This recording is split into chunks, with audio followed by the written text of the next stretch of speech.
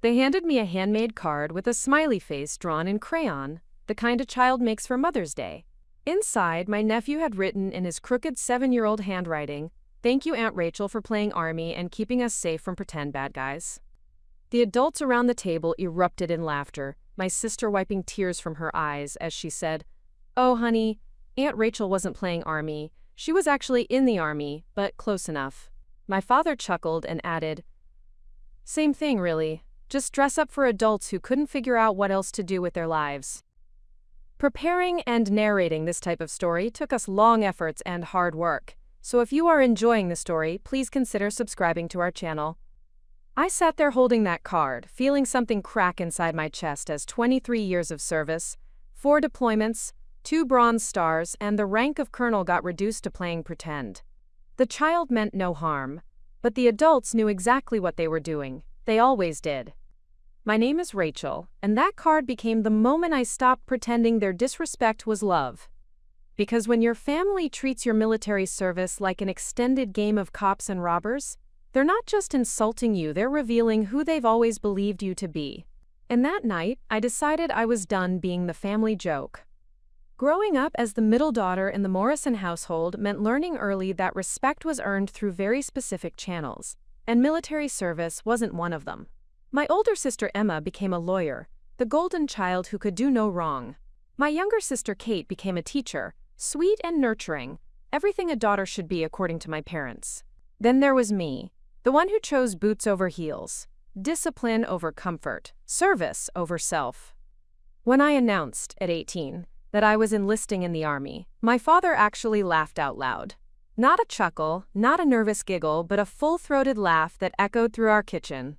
"Rachel's going through her rebellious phase," he told my mother, as if I weren't standing right there.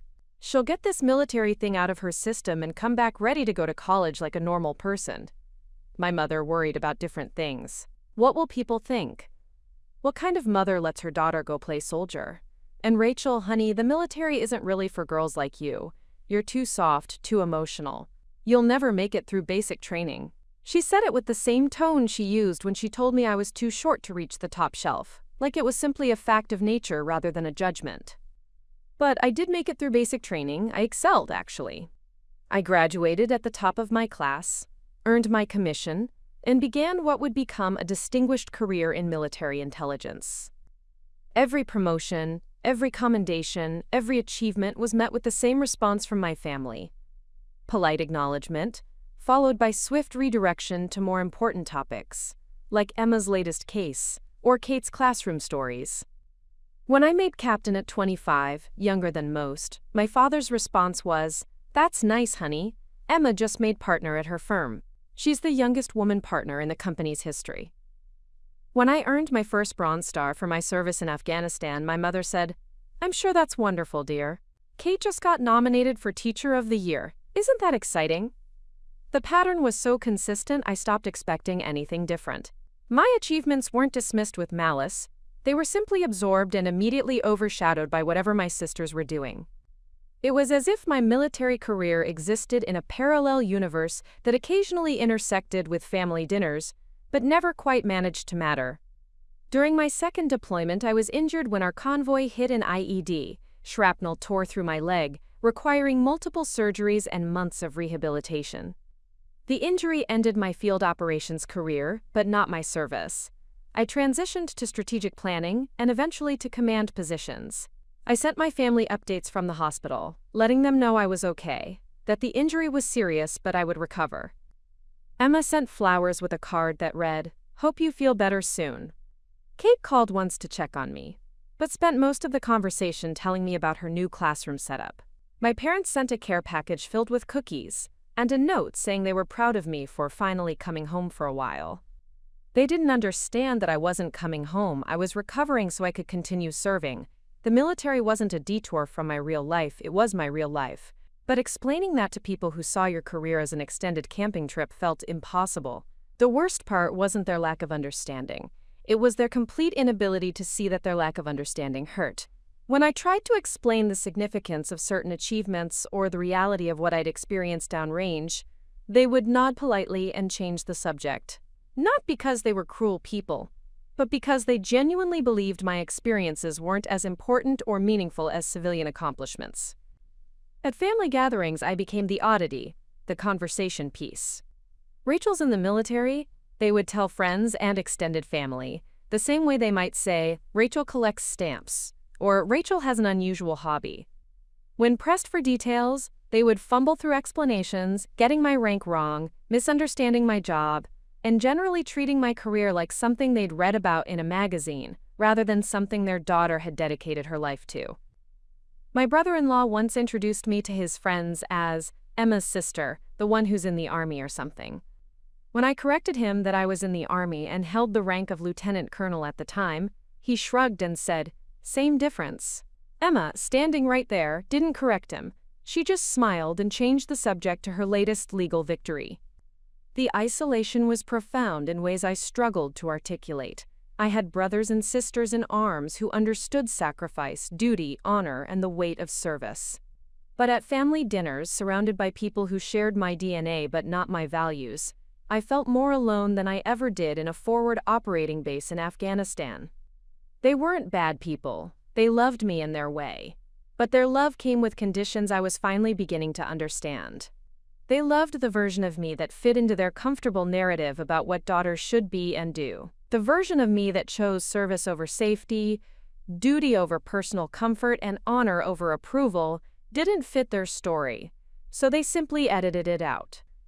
The casual dismissal became so routine that I stopped sharing details about my career. When I was selected for command of a strategic intelligence unit, I didn't mention it at family dinner. When I was promoted to full colonel, making me one of the youngest female colonels in Army intelligence, I simply let the moment pass without comment. I learned that silence was easier than watching my achievements get minimized or ignored. But children, innocent children who haven't learned the family rules yet, sometimes ask direct questions. "Aunt Rachel, what do you do in the Army? Are you like the soldiers in movies? Do you fight bad guys? Are you brave?" And I would answer honestly, age-appropriately, truthfully. I would tell them about service, about protecting people, about the honor of wearing the uniform. And invariably one of the adults would laugh. "Rachel likes to make her job sound more important than it is." Or, "Aunt Rachel has a very active imagination." Or, "Your Aunt Rachel watches too many war movies." They would say it with affection, as if they were gently correcting a child who claimed to be a superhero, not realizing they were systematically demolishing the respect I'd earned through blood, sweat, sacrifice, and 23 years of distinguished service. That handmade card from my nephew, sweet and innocent and completely misguided by adult commentary, became the symbol of everything I'd endured. A child thanking me for playing Army. Adults laughing at the idea that what I did mattered. A family that loved me enough to invite me to dinner, but not enough to respect what I'd chosen to do with my life. I held that card and realized I'd been enabling their disrespect for decades. I'd been so hungry for their acceptance that I'd allowed them to minimize my service, dismiss my achievements, and treat my career like an extended phase I'd eventually outgrow. But as I sat there listening to them laugh about my pretend service, I understood something fundamental had shifted. I wasn't angry, I wasn't hurt, I was done. Done pretending their ignorance was innocence. Done accepting their dismissal as love. Done being the family member whose life work was treated like a hobby that had gone on too long. That night I took the card home and placed it on my kitchen table next to my deployment photos, my commendations, and the folded flag from a memorial service I'd attended the week before. The contrast was stark. A child's innocent misunderstanding shaped by adult prejudice sitting next to the tangible evidence of a career built on sacrifice, service, and honor. I stared at that card for a long time, and for the first time in my adult life, I stopped trying to make my family understand who I was. Instead, I decided it was time to show them. The pattern of dismissal didn't start with that card. It had been building for over 2 decades, brick by brick, comment by comment, until it became the foundation of how my family saw me. Looking back, I can trace it to the very beginning, to the day I first announced my intention to serve. I was 17 when I walked into the kitchen where my parents were having their morning coffee and told them I'd been speaking with a military recruiter. The silence that followed wasn't thoughtful consideration. It was the kind of quiet that comes before someone tells you you've made a terrible mistake. My father set down his coffee cup with deliberate precision. Rachel, sweetheart, I think you're confused about what the military actually is. It's not like the movies. It's not glamorous. It's hard work with very little reward, and frankly, it's not appropriate for young women from good families. My mother nodded along, adding, "Your father's right, honey. Military service is for people who don't have other options. You're smart, you're college material. Why would you want to throw that away, to march around in ugly uniforms and take orders from men who probably didn't finish high school?" When I tried to explain that I'd researched everything thoroughly, that I understood exactly what I was choosing, my father waved his hand dismissively. "You think you understand, but you're 17. You don't understand anything about the real world yet. This military fantasy will pass. Just like your phase of wanting to be a veterinarian passed, just like your obsession with learning guitar passed." That comparison stung more than I realized at the time. My desire to serve my country was being categorized alongside childhood whims, temporary interests that I'd eventually outgrow when I matured and made sensible decisions. They weren't taking me seriously because they couldn't imagine taking military service seriously, at least not for their daughter. Emma, home from her first year of college, chimed in with what she probably thought was helpful commentary. "Rachel's always been dramatic. Remember when she wanted to join the Peace Corps?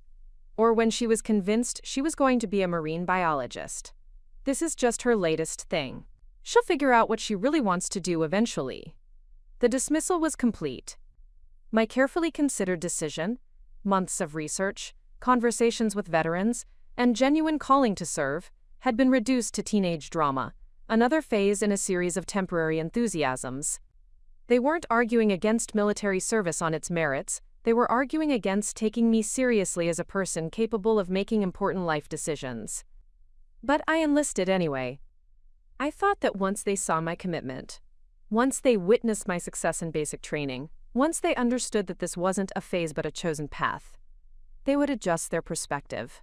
I was naive enough to believe that evidence would change their minds.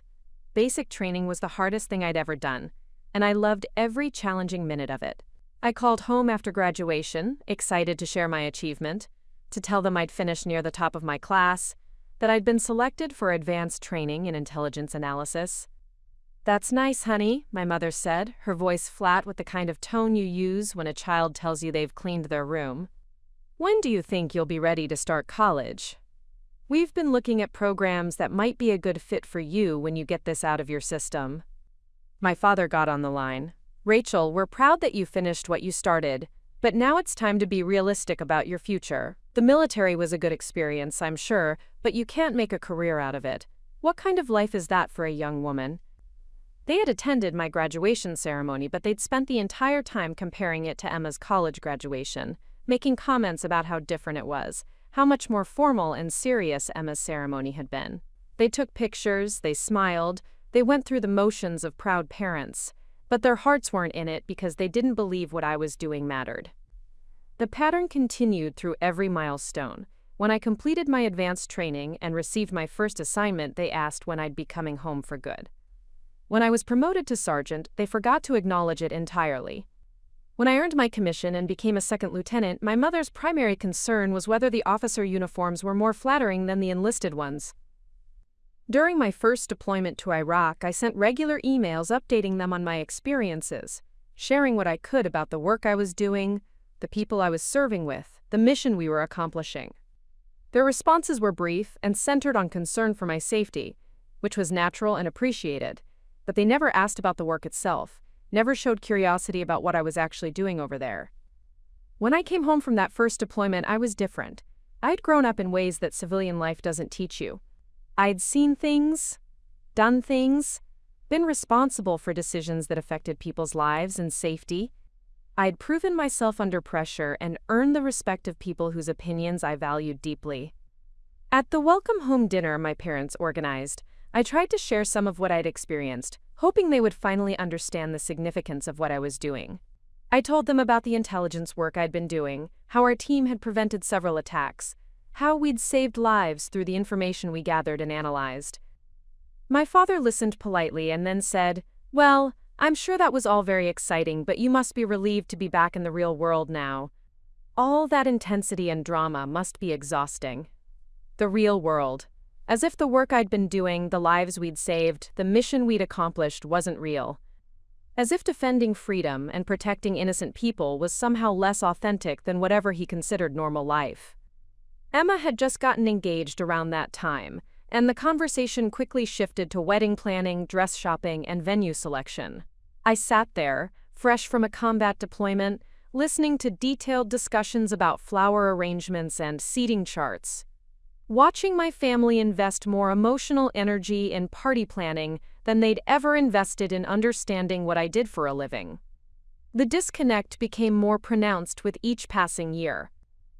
While I was advancing through the ranks, taking on increasing responsibility, leading teams, making decisions that affected national security, my family continued to treat my career like an extended internship that I'd eventually abandon for something more suitable. When I made captain, my mother's first question was whether the increased rank came with better housing, as if the promotion was primarily about creature comforts rather than recognition of leadership and professional excellence. When I explained the added responsibilities, the larger teams I'd be leading, the more complex operations I'd be overseeing, she nodded absently and asked if I'd given any thought to what I wanted to do afterwards. Afterwards. Always afterwards. As if my entire military career was just an elaborate prelude to my real life which hadn't started yet. Kate got married during my second deployment, and I participated in the wedding via video call from forward operating base. The connection was poor, the timing was awkward due to time zones, and I was exhausted from a particularly challenging week of operations. But I made it work because family mattered to me, even when I felt increasingly disconnected from their civilian concerns. During the reception, my uncle made a toast mentioning all the family members who were there to celebrate, then added as an afterthought, "And Rachel, who's off somewhere playing soldier but is here with us in spirit." The laughter that followed wasn't malicious. But it wasn't respectful either. It was the kind of laugh that accompanies harmless family quirks, like mentioning a relative who collects unusual stamps or has an interesting hobby. Playing soldier. After years of service, multiple deployments, increasing responsibility and rank, I was still playing soldier in their minds. The uniform was a costume. The mission was make-believe. The sacrifices were self-imposed drama rather than genuine service. My second Bronze Star came after a particularly successful operation where our intelligence work led to the capture of a high-value target who had been responsible for numerous attacks on coalition forces. The medal came with a commendation that detailed the lives saved and attacks prevented through our work. I shared the news with my family during our weekly phone call, reading them portions of the commendation, explaining the significance of the recognition. There was a pause after I finished. Then my father said, "That sounds very important, honey. You must be proud. By the way, did we tell you Emma made partner? She's the youngest woman partner in her firm's history." And just like that, my Bronze Star became a footnote in the conversation about Emma's achievement. Not because Emma's success wasn't worthy of celebration, but because my family had an infinite capacity to absorb my accomplishments without letting them register as significant. The minimization was so consistent that I began to doubt myself. Maybe they were right. Maybe I was being dramatic about the importance of what I did. Maybe military service wasn't as meaningful as civilian achievements. Maybe I was inflating the significance of my work because I needed to justify my choices to myself. But then I would return to base, to people who understood the weight of the work we did, who respected the sacrifices required, who treated military service as the serious, important work it actually was. The contrast was jarring and painful, but it reminded me that the problem wasn't with my choices or my perspective. The problem was with a family who couldn't see past their own limited understanding of what constituted valuable work. Years passed, promotions came, responsibilities increased, and the pattern never changed. My family loved me, but they loved a version of me that didn't really exist, a version where my military career was a temporary detour rather than a chosen path, a phase one was going through rather than a life I was building. I became the family's reliable backbone without ever meaning to, and certainly without ever being acknowledged for it.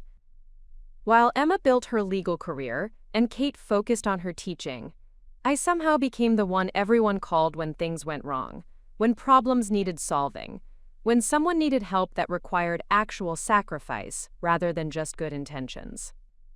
It started small, the way these things always do. During my first leave after basic training, my grandmother fell and broke her hip. Emma was studying for the bar exam, Kate was student teaching, and my parents were overwhelmed trying to manage Grandma's care while maintaining their own work schedules.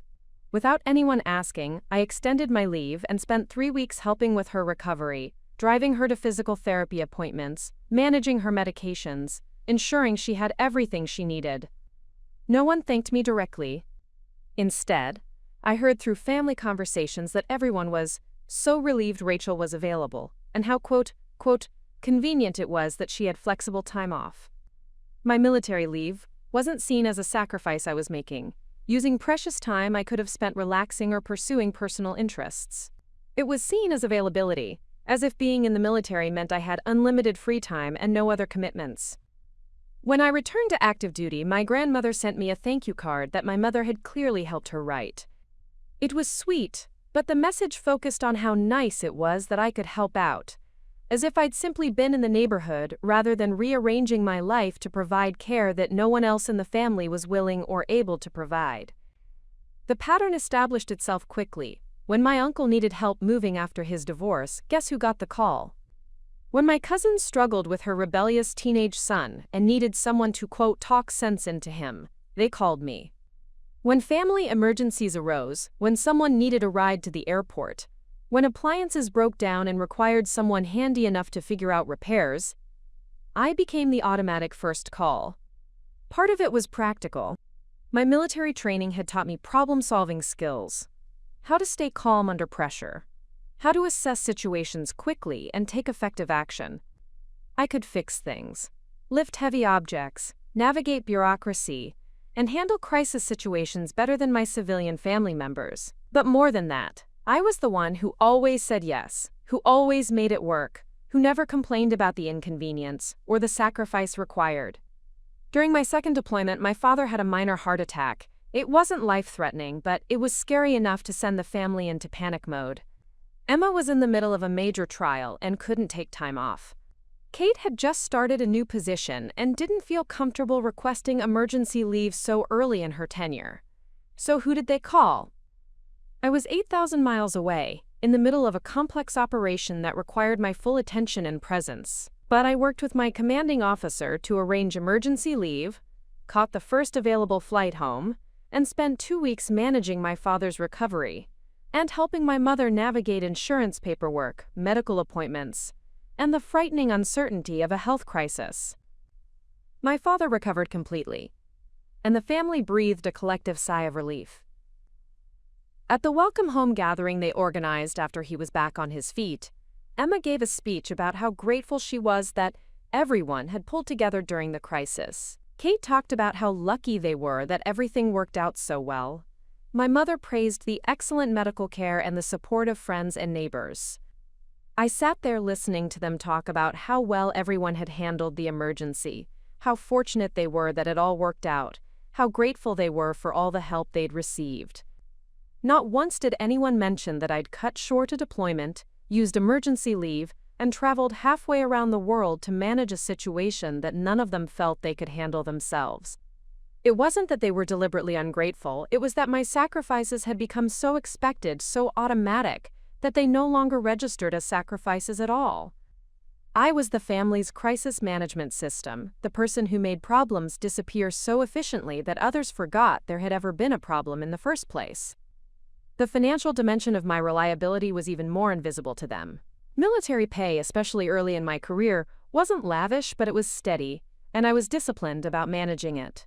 I lived modestly, saved consistently, and avoided the kind of consumer debt that many of my peers accumulated. This financial stability made me the family's unofficial emergency fund. When Kate's car died during her first year of teaching and she couldn't afford the repairs, I quietly covered the cost. When Emma was between jobs after law school and struggled to make rent, I helped with her expenses. When my parents faced an unexpected tax bill that threatened to derail their retirement savings, I provided the money with no expectation of repayment. These weren't loans in any meaningful sense, though we sometimes called them that to preserve everyone's dignity.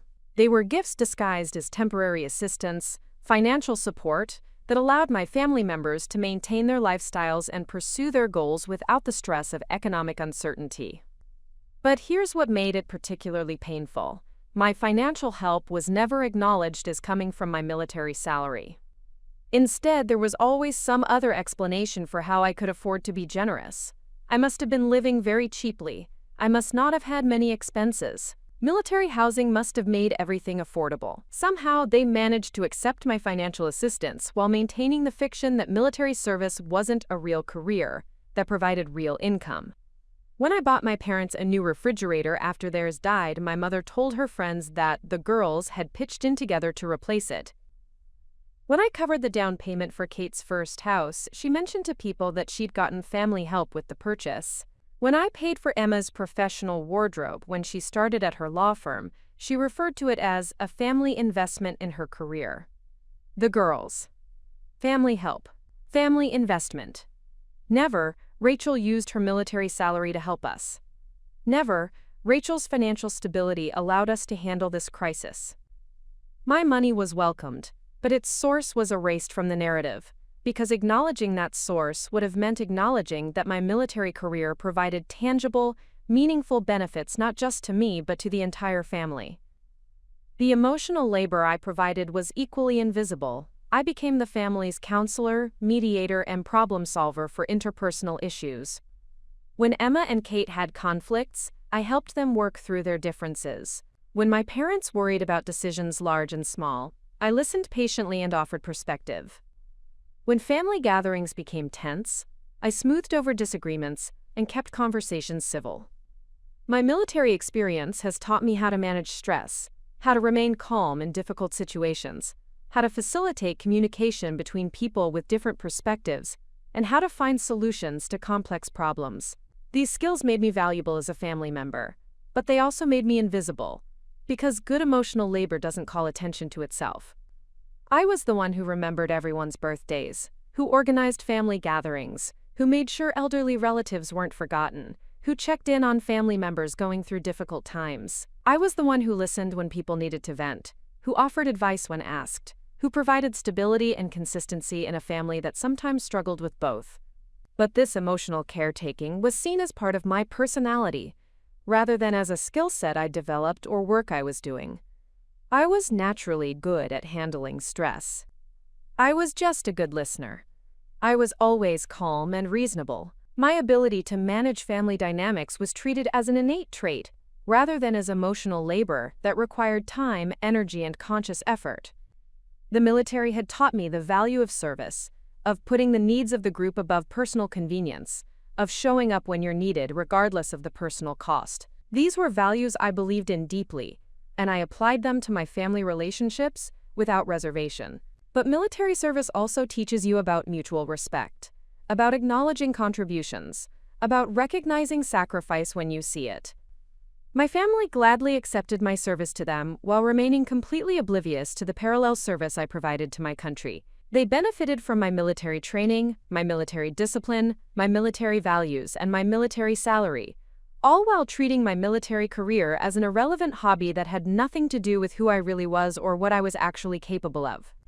I enabled this dynamic by never asking for recognition, never pointing out the pattern, never setting boundaries around what I was willing to do or provide. I wanted their love and acceptance so badly that I convinced myself their reliance on me was a form of respect, that being needed was the same as being valued.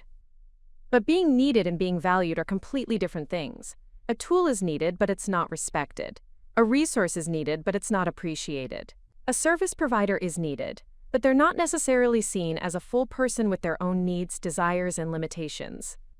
I had become my family's Swiss Army knife, reliable and useful for any problem that arose, but ultimately viewed as an object rather than a person, a collection of helpful functions rather than an individual with my own complex life and career and aspirations. The saddest part was how much I had internalized their perspective. I began to see myself primarily through the lens of my usefulness to others, measuring my worth by how effectively I could solve their problems, rather than by my own achievements or growth. My identity became wrapped up in being helpful, being available, being the one who never said no and never asked for anything in return.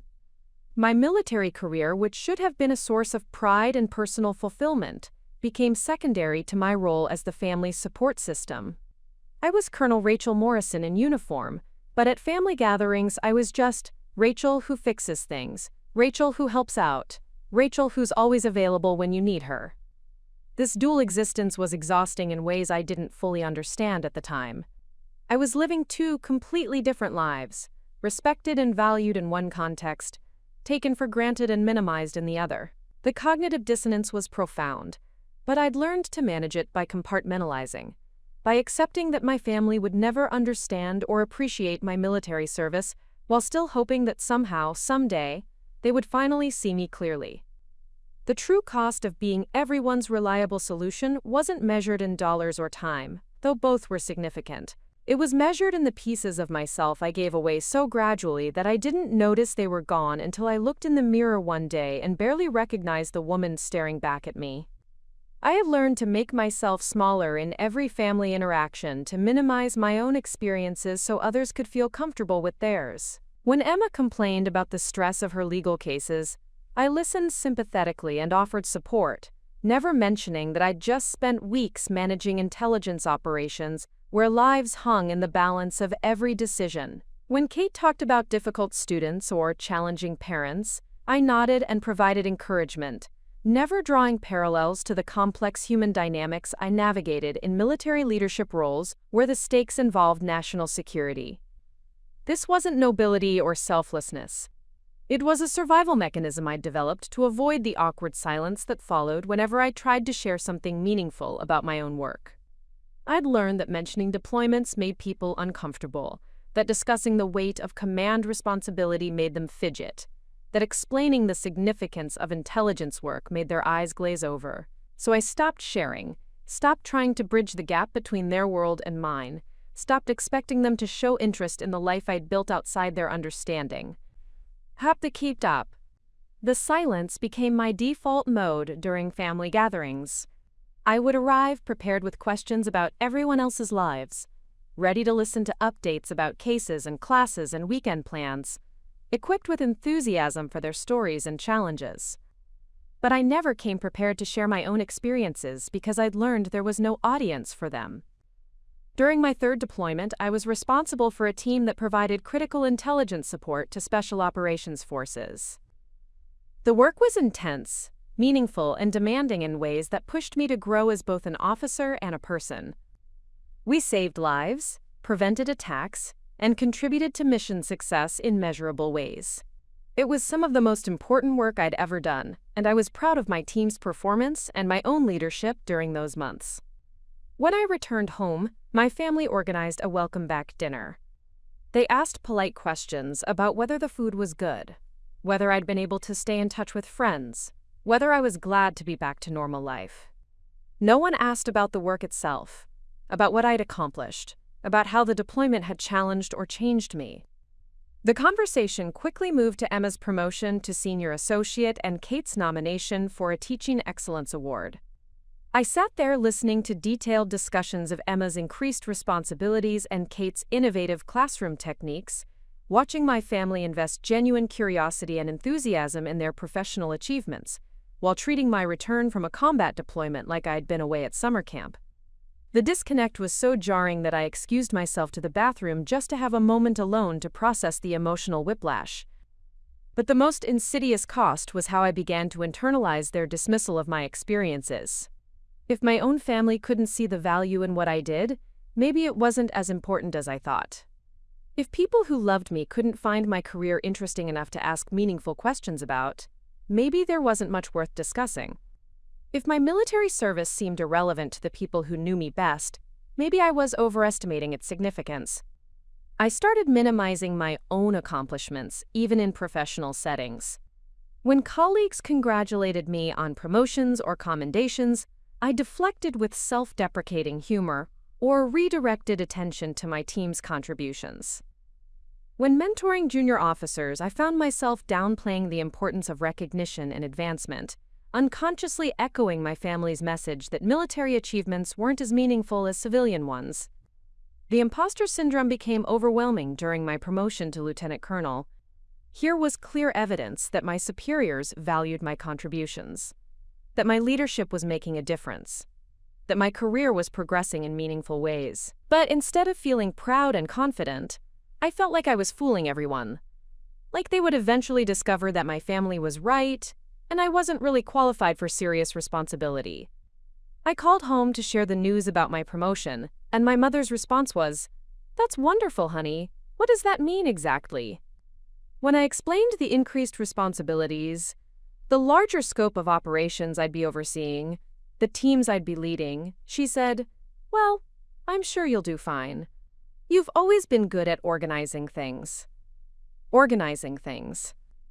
My promotion to lieutenant colonel, with all its implications for increased responsibility and recognition of my leadership capabilities, was reduced to being good at organizing things.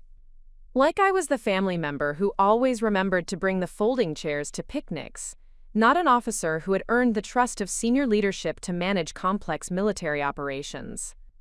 The physical toll of maintaining this dual existence was significant but hidden. I developed chronic tension headaches from the constant cognitive dissonance of being respected and valued in my professional life while being dismissed and minimized in my personal life. I had trouble sleeping, especially after family visits, as my mind struggled to reconcile the two completely different versions of myself that seemed to exist simultaneously. I started avoiding family gatherings when possible, making excuses about military obligations or scheduling conflicts. It was easier to maintain distance than to sit through another evening of being treated like the family's helpful but ultimately unimportant support staff. But avoiding them only increased the guilt I felt about not being available when they needed something, creating a cycle of obligation and resentment that felt impossible to break. The emotional exhaustion was constant. I was giving so much energy to managing other people's feelings and expectations that I had little left for my own needs. I stopped pursuing hobbies I enjoyed, stopped maintaining friendships outside the military, stopped investing in activities that brought me personal satisfaction. My life became a rotation between serving my country and serving my family, with no space left for serving myself. When I was promoted to full colonel, making me one of the youngest female colonels in Army intelligence, I almost didn't tell my family at all. The achievement was significant, representing years of hard work, exceptional performance evaluations, and the confidence of senior leadership in my abilities. But I was so tired of having my accomplishments minimized that I considered keeping it to myself entirely. I finally mentioned it during a family phone call, almost as an afterthought. "Oh, by the way, I got promoted to colonel last week." The response was predictably underwhelming. My father said, "That's nice, dear," and immediately launched into a story about his golf game. My mother asked if the promotion came with a pay raise, and when I said yes, she commented that it was good. I was finally making decent money. Finally making decent money. As if my previous 20 years of military service had been some kind of extended internship where I was working for experience rather than compensation. As if becoming a colonel was primarily notable because it meant I could now afford to help them more effectively when they needed financial assistance. The assumption that my life existed primarily to support theirs became so pervasive that I started believing it myself. I made financial decisions based on their potential needs rather than my own goals. I arranged my leave schedule around their convenience rather than my own preferences. I chose duty assignments partially based on proximity to family, limiting my own career opportunities to maintain my availability as their crisis management system. During my 4th deployment, my grandfather became seriously ill. The family immediately began discussing who could provide care, manage medical appointments, and handle the complex logistics of supporting an elderly person with multiple health issues. Even though I was 8,000 miles away, engaged in critical operations that required my full attention, the assumption was that I would somehow figure out how to handle this family crisis too. I arranged for emergency leave, again, and flew home to spend 2 weeks managing my grandfather's care while the rest of the family continued their normal routines. Emma was too busy with a major case to take time off. Kate couldn't leave her students in the middle of the semester. My parents were too emotionally overwhelmed to handle the practical details of medical care.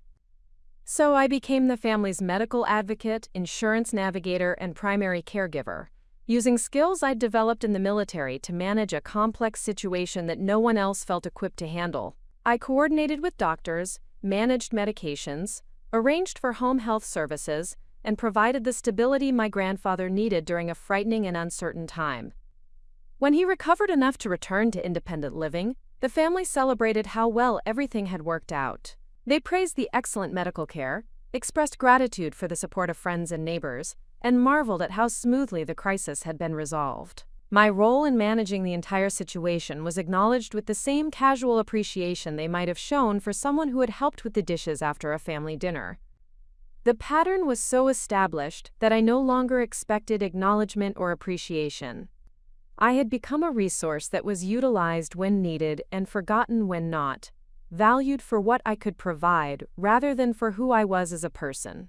My military career, my personal needs, my own dreams and aspirations had all become secondary to my function as the family's problem solver and emergency response system.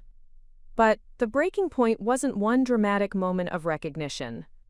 It was the gradual accumulation of small betrayals, tiny dismissals, and casual cruelties that eventually exceeded my capacity to absorb them. I had been swallowing my disappointment for so long that I didn't realize I was drowning in it until I could barely breathe. That handmade card from my nephew, innocent and sweet but informed by adult contempt for my life's work, became the moment when I finally understood that I had been enabling my own erasure for decades. I had been so afraid of losing their love that I had allowed them to love a version of me that didn't really exist, while the real me, the colonel, the leader, the woman who had dedicated her life to service and sacrifice, remained invisible and unacknowledged. The breaking point came 3 weeks after the birthday dinner, during what should have been a routine family barbecue at my parents' house. I had just returned from a particularly challenging assignment where my team had successfully disrupted a significant threat to American forces overseas. The operation had required months of careful planning, coordination with multiple agencies, and the kind of precise execution that only comes from years of experience and training. Lives had been saved because of work I had led, decisions I had made, intelligence my team had gathered and analyzed. I felt good about what we'd accomplished, proud of my team's performance, and satisfied with my own leadership during a complex operation. For once, I thought I might share some details with my family, maybe help them understand what my work actually involved, what kind of responsibilities I carried, what it meant to be a colonel in Army intelligence. The barbecue was in full swing when I arrived. Emma was holding court near the grill, entertaining everyone with stories about her latest courtroom victory. She had won a significant case for her firm, securing a large settlement for a client in a personal injury lawsuit. The family was captivated by her dramatic retelling of cross-examinations, legal strategies, and the moment when the opposing counsel realized they were beaten. And then, Emma said, gesturing with her beer bottle for emphasis, their lawyer actually asked for a recess because he knew I had destroyed their entire case. The judge looked at me and I could see the respect in his eyes. He knew he was watching a master at work. The family erupted in appreciative laughter and applause. My father beamed with pride, my mother wiped away tears of joy, and Kate led a spontaneous toast to Emma's brilliance and dedication. To Emma, she said, raising her glass, who proves every day that Morrison women are forces to be reckoned with. I stood there holding my own drink, watching this celebration of Emma's professional success, and felt something shift inside me. Not jealousy, exactly, but a profound recognition of the contrast between how my family responded to her achievements versus mine. Emma's legal victory was worthy of detailed storytelling, group celebration, and emotional investment.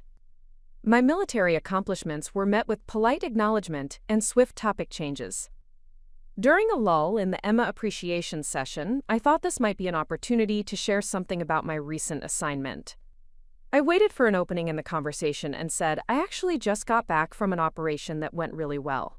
My team managed to— That's nice, honey, my mother interrupted, not unkindly, but with the distracted tone of someone who was already thinking about the next topic. Did anyone try the potato salad? Kate made it with that special recipe she got from her cooking class.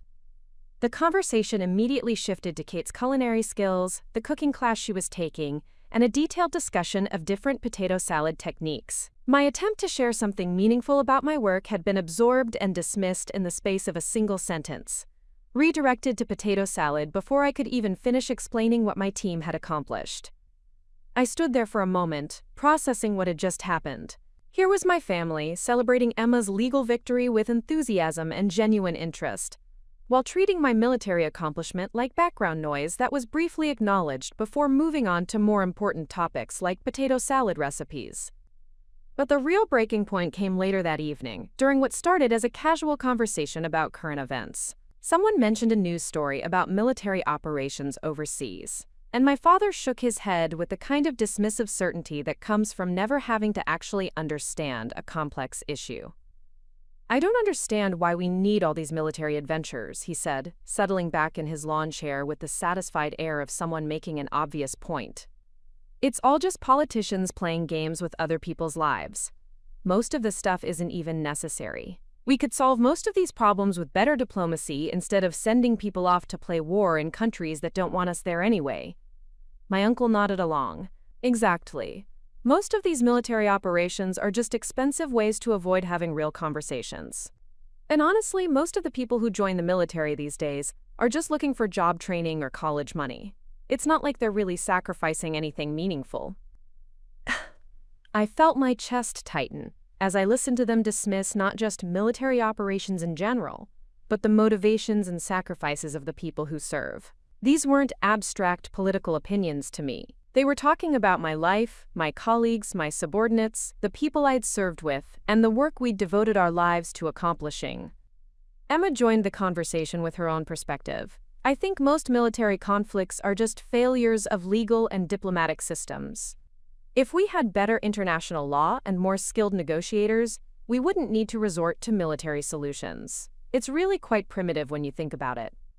Kate added her thoughts as well. "And the cost is just astronomical. Think about what we could do with education funding if we weren't spending so much money on all these military programs that probably don't even work anyway."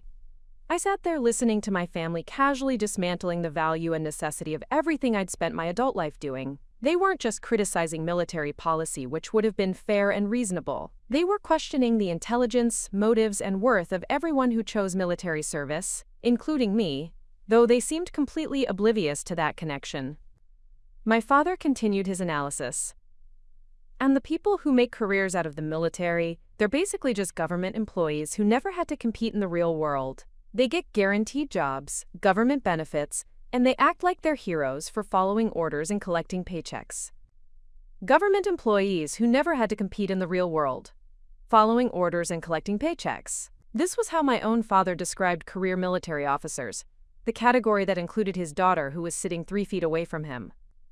The conversation continued in this vein for another 10 minutes, with each family member contributing their own dismissive observations about military spending, military culture, and military necessity. They discussed it with the casual confidence of people who had never studied military strategy, never lived with the consequences of international instability, never understood the complex realities that make military intervention sometimes necessary, despite everyone's preference for peaceful solutions.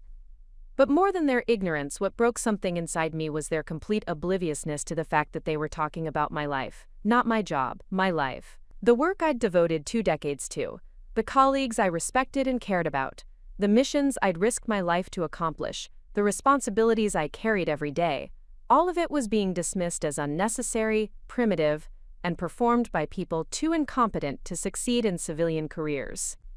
And I was sitting right there, their daughter, their sister, who had built a distinguished career, doing exactly what they were describing as meaningless government work, performed by people who couldn't hack it in the real world. They were talking about me without realizing they were talking about me, because my military service was so invisible to them that they couldn't connect their abstract opinions about military careers to the concrete reality of my actual career. At that moment, I understood something fundamental about my relationship with my family. It wasn't just that they didn't understand what I did for a living. It wasn't just that they couldn't appreciate the significance of my work or the complexity of my responsibilities. They had completely disconnected my identity as their daughter and sister from my identity as a military officer. In their minds, I wasn't Colonel Rachel Morrison, who happened to be their family member. I was their family member Rachel, who happened to have some kind of government job that they didn't need to think about too carefully. My military career wasn't part of who I was in their eyes. It was just something I did that was separate from my real identity as their daughter, their sister, their reliable problem solver. This realization was more painful than outright hostility would have been. If they had opposed my military service, if they had argued with me about my choice to make it a career, if they had expressed concern or disagreement, at least that would have meant they saw it as significant enough to have opinions about. Instead, they had simply edited it out of their understanding of who I was, creating a version of me that existed independently of the thing I'd devoted my life to. I sat there listening to them continue their casual demolition of military service and military personnel, and felt the last of my hope that they would ever see me clearly finally die. They weren't going to suddenly develop respect for my career. They weren't going to recognize the significance of my work or the value of my contributions. They weren't going to connect their abstract political opinions to the concrete reality of their daughter's life. They had spent decades making it clear that they couldn't see me as I actually was, only as they needed me to be. And what they needed was someone who would always be available to solve their problems, support their lives, and maintain their comfort, while asking for nothing in return except the kind of casual affection you might show to a useful piece of furniture. That night, I drove home in complete silence, not even turning on the radio. I needed quiet to process what had just happened, to understand why this particular evening had felt different from all the previous incidents of dismissal and minimization. It wasn't just one more example of my family failing to appreciate my military service. It was the moment I finally stopped expecting them to. For 23 years, I had been hoping they would eventually understand, waiting for them to finally see the value in what I'd chosen to do with my life, believing that if I just proved myself enough, achieved enough, contributed enough to their lives, they would finally respect mine. But that evening, listening to them casually dismiss everything I'd worked for while I sat right there among them, I realized I had been waiting for something that was never going to happen. They didn't see my military service as part of my identity because they didn't want to. It was more comfortable for them to think of me as just Rachel who helps out, rather than Colonel Morrison who had built a distinguished career serving her country. The drive home took 45 minutes, and by the time I pulled into my driveway, I had made a decision that felt both inevitable and revolutionary. I was done waiting for their respect. I was done hoping for their understanding. I was done pretending that their inability to see me clearly was somehow my fault or my responsibility to fix. I was done being the version of myself that made them comfortable, and I was finally ready to be the person I had actually become. The decision didn't come with fanfare or dramatic music. It arrived quietly, like dawn breaking after a long night, with a clarity that felt both foreign and familiar. I sat in my car in my driveway for 20 minutes after that barbecue, engine off, hands still gripping the steering wheel, and felt something fundamental shift inside my chest. For the first time in my adult life, I wasn't planning how to bridge the gap between my family's expectations and my reality. I wasn't strategizing ways to help them understand my career or appreciate my service. I wasn't figuring out how to make myself more palatable or my achievements more digestible for people who had spent decades proving they had no interest in digesting them. Instead, I was done. Simply, completely, irreversibly done. The realization brought an unexpected sense of relief. I had been carrying the weight of their approval for so long that I hadn't noticed how heavy it had become until I finally set it down. All those years of hoping they would see me clearly, of waiting for them to acknowledge my accomplishments, of believing that if I just served them well enough, they would eventually serve me the basic respect of recognizing who I actually was. All of that ended in my driveway that night. I walked into my house and immediately noticed how different the space felt. This was my sanctuary, decorated with items that reflected my actual life rather than the sanitized version my family preferred. My military commendations hung on the wall, not hidden away but displayed with the pride they deserved. Photos from deployments showed me with my teams, in uniform, doing the work that defined my professional life. Books on military strategy, leadership, and international relations filled my shelves. This was the life of Colonel Rachel Morrison, not the carefully edited version of Rachel that I presented to my family. Here, my military service wasn't an embarrassing hobby or a phase I'd eventually outgrow. It was the central organizing principle of a life built on service, honor, and dedication to something larger than myself. I poured myself a glass of wine and sat down at my kitchen table with a legal pad. Not to plan some elaborate confrontation or dramatic gesture, but to inventory what needed to change. The decision to stop seeking their approval was only the beginning. Now I needed to figure out how to implement that decision in practical terms. First, I wrote down all the ways I had been making myself available to them that went beyond normal family relationships. The emergency financial assistance, the crisis management, the automatic yes to every request for help, the rearranging of my own schedule to accommodate their needs. I wasn't planning to cut them off entirely, but I was going to start treating them like adults who could solve their own problems instead of treating myself like a resource they could access whenever convenient. Second, I listed all the ways I had been minimizing my own experiences to make them comfortable. The careful editing of stories about my work, the avoidance of topics that might remind them I had a life they didn't understand, the constant deflection away from my own achievements and toward their comfort zone. I was going to stop managing their feelings about my career and start speaking honestly about my life. Third, I acknowledged that I had been enabling their disrespect by never calling it out, never setting boundaries, never requiring them to treat me with the same consideration they showed each other. My silence hadn't been keeping the peace. It had been allowing them to maintain their comfortable fiction about who I was and what I did. The most important item on my list was a commitment to stop trying to translate my military experience into terms they could understand or appreciate. I had spent years attempting to make my service more palatable by focusing on aspects they might find relatable, downplaying the parts that made them uncomfortable, and presenting my career as something less significant than it actually was. I was done with that translation project. Over the next few days, I began implementing these changes in small but significant ways. When Kate called asking if I could help her move furniture over the weekend, I said no. Not with an elaborate explanation or apology, just a simple no. I had plans, and helping her move wasn't among them. She was an adult with friends and the ability to hire movers. My automatic availability was no longer guaranteed. When Emma texted asking for advice about a case she was working on, I responded with encouragement but didn't offer to research the issue for her or provide the detailed analysis I had given her so many times before.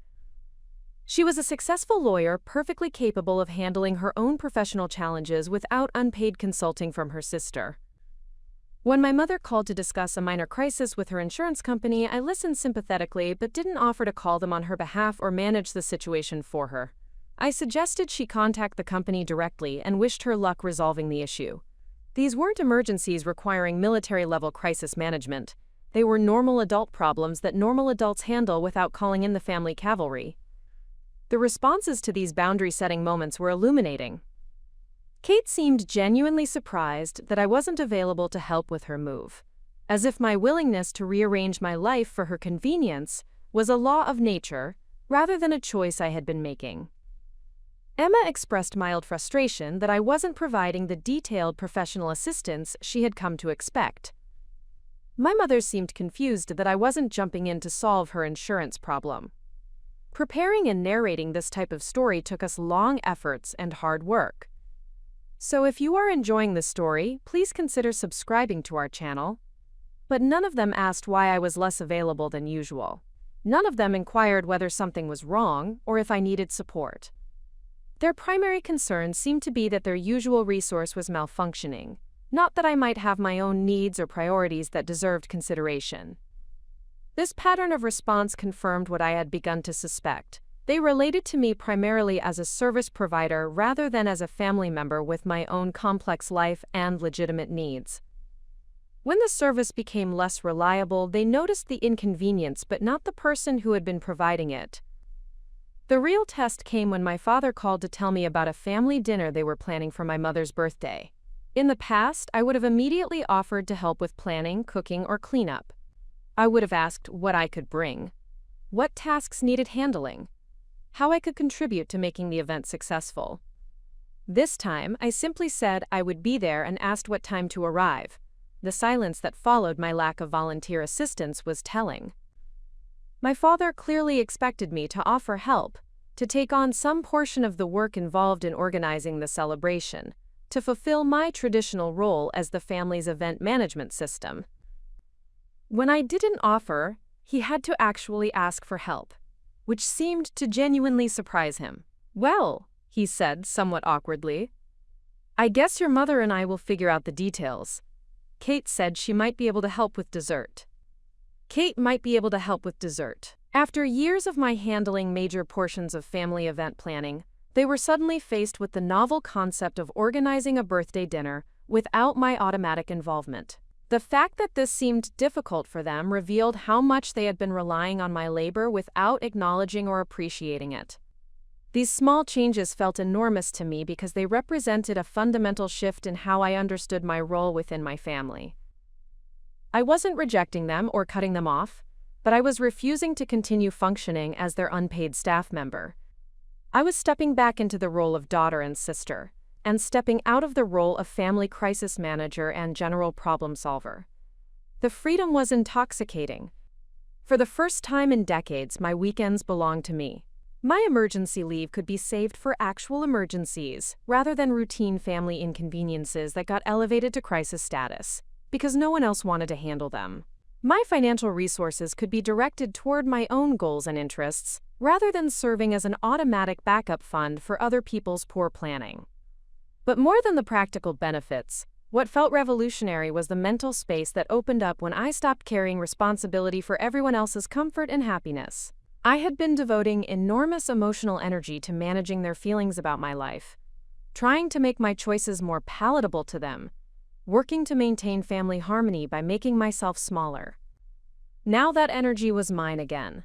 I could think about my own goals, my own interests, my own future, without constantly filtering everything through the question of how it would affect my family's opinion of me or my availability to serve their needs. The decision to choose myself wasn't selfish, it was overdue. I had spent my entire adult life serving others, first my country and then my family, often at significant personal cost. There was nothing wrong with deciding that my own needs and priorities deserved some consideration too. I was finally ready to find out who Colonel Rachel Morrison could become when she stopped trying to make everyone else comfortable with her existence. The strategic withdrawal began with my phone. I turned off read receipts, disabled the feature that showed when I was online, and stopped responding to messages immediately. For years, I had been Pavlovian in my responsiveness, answering calls and texts from family members as if they were emergency communications requiring immediate attention. The truth was, 90% of their communications were routine requests, disguised as urgent needs, casual questions that could wait for convenient responses, or social updates that required no response at all. The first week of this new communication protocol was revealing. Emma sent 3 increasingly frustrated texts about an urgent question regarding a legal matter she was handling. When I finally responded 12 hours later, her question turned out to be about whether she should wear a blue or black suit to a client meeting. The urgency existed only in her expectation of immediate access to my attention, not in any actual time-sensitive need for legal fashion advice. Kate left 2 voicemails about a crisis with her classroom supplies that needed immediate problem-solving. When I called back the next day, I learned that she had forgotten to order art supplies for a project and wanted me to either bring some from the base supply system or drive to several stores to find specific items. Her crisis was poor planning that she expected me to solve through emergency intervention.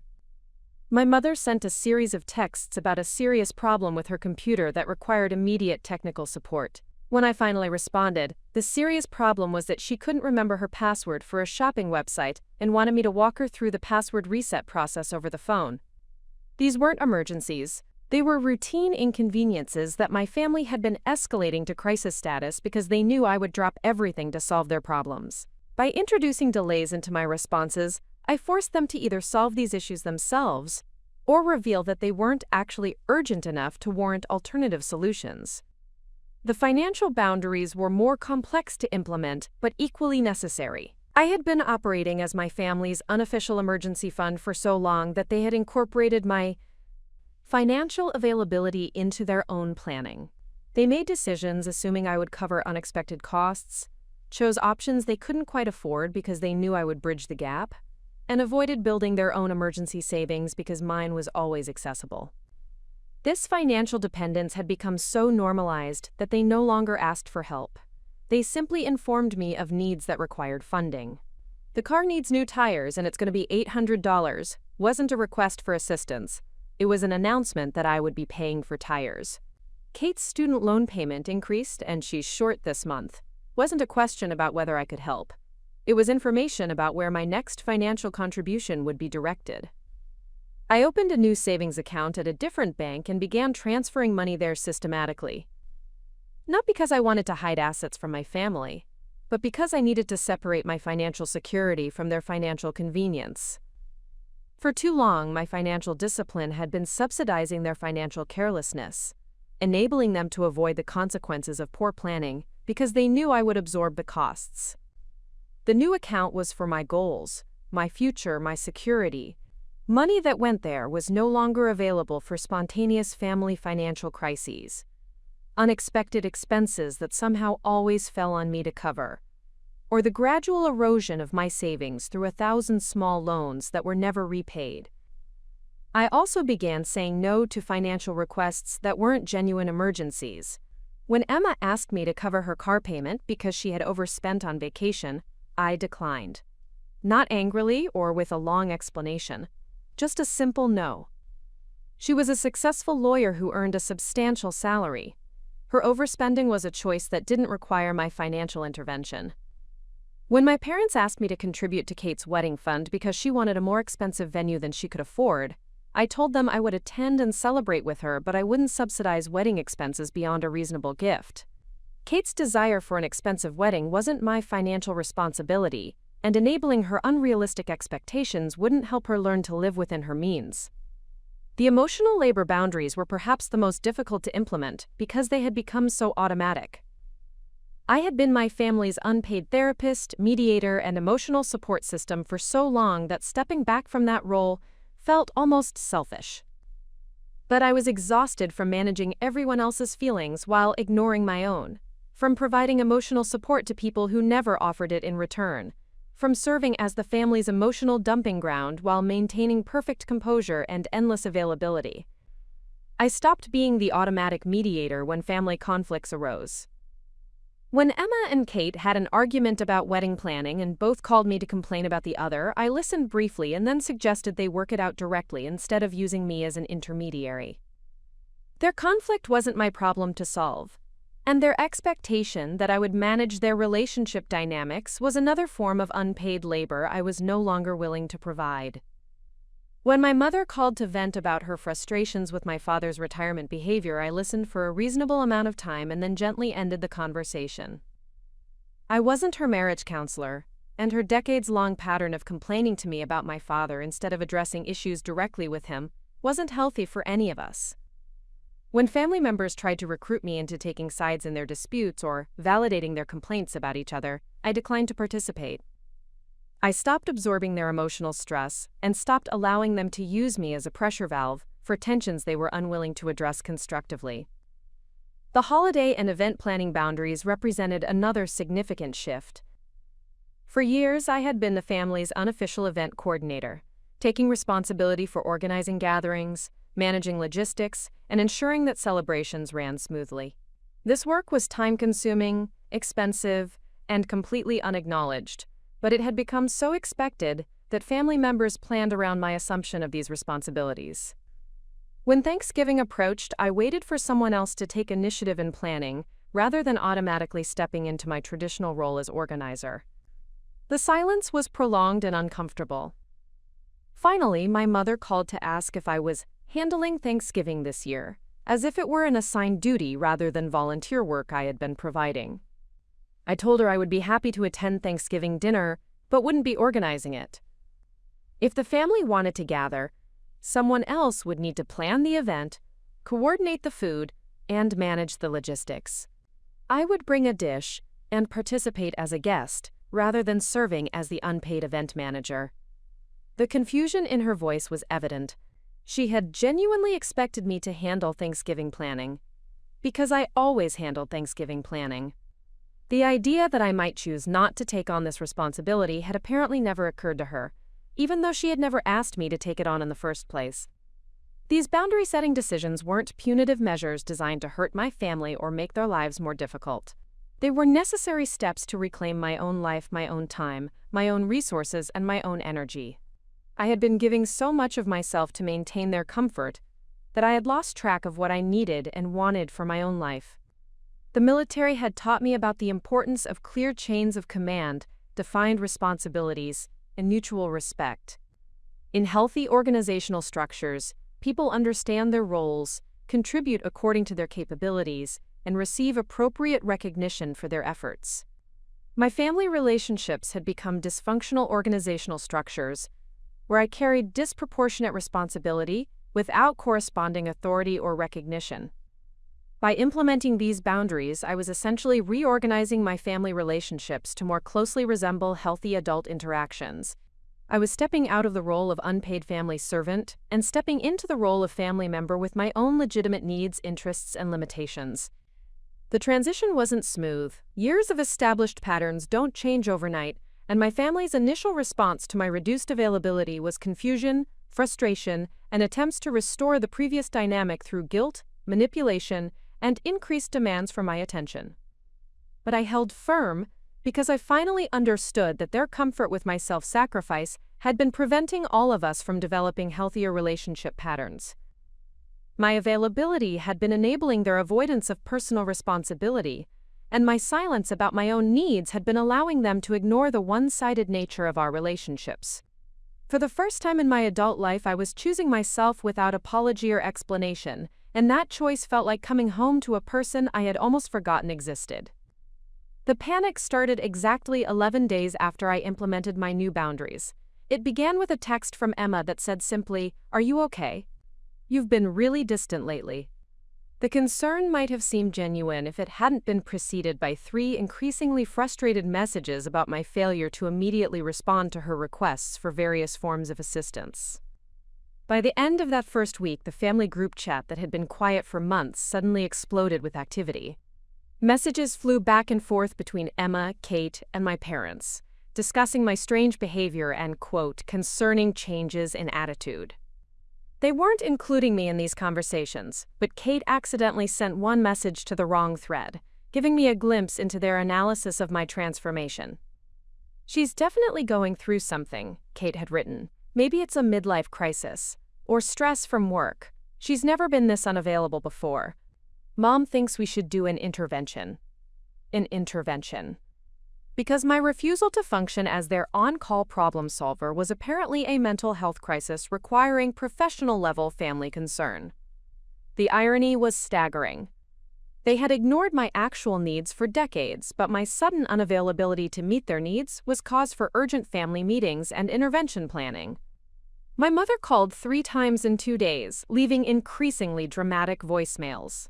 The first was a casual concern. "Hi honey, just checking in. You seem a little stressed lately, call me back when you get a chance." The second was elevated worry. "Rachel, I'm starting to get concerned. You're not acting like yourself. Please call me back so we can talk." The third was a full-scale maternal alarm. "Rachel, this is your mother. I don't know what's going on with you, but your father and I are very worried. You're scaring us with this behavior. Call me immediately." The behavior that was scaring them was my failure to immediately solve Kate's art supply crisis, my refusal to provide free legal consultation to Emma, and my lack of volunteer assistance with my mother's birthday dinner planning. These routine adult responsibilities that they had somehow learned to outsource to me were now causing family-wide panic because their usual resource was no longer automatically available. Emma escalated the situation by calling me directly, bypassing my new communication protocols with a designated emergency call that I felt obligated to answer. When I picked up, expecting to hear about an actual crisis, she launched into an emotional speech about how worried everyone was about my recent changes. "Rachel, we're all really concerned about you," she said, her voice heavy with the kind of dramatic concern usually reserved for serious illnesses or major life crises. "You're not responding to messages, you're not helping with family stuff, you're acting like you don't care about any of us anymore. What's going on? Are you having some kind of breakdown? The accusation that I was having a breakdown because I had stopped functioning as their unpaid staff was so absurd that I almost laughed. Instead, I asked her to specify what exactly was concerning her about my behavior. Well, she said, clearly expecting the answer to be obvious. You didn't help Kate with her classroom supplies, you haven't responded to my messages about the legal research I needed, you didn't offer to help plan Mom's birthday dinner, and you seem completely uninterested in family stuff lately. I pointed out that Kate was an adult teacher perfectly capable of managing her own classroom supplies, that Emma was a successful lawyer who could handle her own legal research, and that my parents were competent adults who could plan their own birthday celebrations without requiring my project management services. The silence that followed was telling. Emma genuinely seemed unable to process the idea that these routine adult responsibilities didn't automatically fall to me to handle. In her mind, my role as family problem solver was so established that my withdrawal from it constituted abandonment rather than healthy boundary setting. But you always help with these things, she said finally, as if my historical pattern of enabling their learned helplessness was a binding contract that I had no right to modify. We depend on you, you're the one who keeps everything running smoothly. There it was, finally stated explicitly. I was the one who kept everything running smoothly. The invisible infrastructure that allowed everyone else to avoid dealing with their own responsibilities. My value to the family wasn't as a daughter or sister, but as a service provider, whose sudden unavailability threatened the comfortable system they had built around my labor. My father took a different approach, calling to express disappointment rather than concern. Rachel, your mother tells me you're going through some kind of phase where you don't want to help your family anymore. I have to say, I'm pretty disappointed in this attitude. Family is supposed to support each other, and lately you seem to only care about yourself. The accusation that I only cared about myself was particularly galling coming from a man who had spent decades accepting my support while showing minimal interest in my life or career. But his comment revealed the core of their concern. They weren't worried about my well-being, they were worried about the disruption to their convenience. Kate tried the guilt approach, calling to tell me how hurt she was by my recent unavailability. I just don't understand why you won't help me anymore, she said, her voice trembling with carefully orchestrated emotion. We used to be so close, and now you act like you don't care about my problems. I thought family was supposed to be there for each other. The manipulation was transparent but effective in its emotional impact. Kate was hurt, but not because our relationship had deteriorated. She was hurt because I was no longer willing to drop everything to solve her problems for her. She missed having unlimited access to my labor, not necessarily my companionship. When I tried to explain that I still cared about her but was no longer available for every minor crisis or routine inconvenience, she responded with confusion and increased emotional pressure. But why? She asked repeatedly. Why won't you just help me like you used to? What did I do wrong? The question revealed how completely she had misunderstood the situation. She thought my boundary setting was punishment for something she had done, rather than a healthy adjustment to an unhealthy dynamic. In her mind, my previous pattern of unlimited availability was normal, and any deviation from it required explanation and justification. The family's response to my boundaries confirmed everything I had suspected about our relationships. They didn't miss me as a person. They missed my function as their problem solver. They weren't concerned about my well-being. They were concerned about the inconvenience of having to handle their own adult responsibilities. Their panic wasn't about losing their daughter or sister. It was about losing their unpaid support staff. The dramatic language about interventions and breakdowns wasn't genuine worry about my mental health. It was manipulation designed to guilt me back into my previous role as family crisis manager. Most telling was their complete inability to consider that my boundaries might be healthy and appropriate. None of them asked whether I had been feeling overwhelmed or taken advantage of. None of them wondered whether their expectations might have been unreasonable. None of them considered that my previous pattern of unlimited availability might have been unsustainable. Instead, they approached my boundary setting as a problem to be solved, a malfunction to be repaired, a temporary aberration that needed to be corrected so they could return to the comfortable dynamic where their needs were automatically prioritized over mine. The entitlement was breathtaking in its scope and stunning in its blindness. They had become so accustomed to my service that they genuinely believed they were entitled to it, that my availability was their right rather than my choice, that my labor was their resource rather than my gift. But their panic also revealed something hopeful. My boundaries were working. The system that had functioned smoothly when I absorbed all the friction was now experiencing the natural consequences of adult life without an unpaid crisis management service. They were finally being forced to confront the reality of managing their own problems, and they didn't like it. Their discomfort was proof that I had been carrying far more than my fair share of family responsibilities. If my withdrawal was causing this much disruption, it meant I had been providing far more support than any single family member should reasonably be expected to provide. For the first time in decades, I felt no obligation to manage their emotional responses to my boundaries. Their panic was their problem to solve, their discomfort was their responsibility to process, and their adjustment to healthier family dynamics was their work to do. I had spent years managing their feelings about my choices. Now they could learn to manage their own feelings about my refusal to continue enabling their dysfunction. The entitlement reached its peak 3 weeks after I'd established my boundaries, when my entire family coordinated what can only be described as an emotional siege designed to restore their access to my unlimited service. It began with a carefully orchestrated family meeting that I wasn't invited to attend but was expected to accommodate the results of. My mother called to inform me that the family had discussed my situation and decided that I was clearly overwhelmed by work stress and needed their help to get back to normal.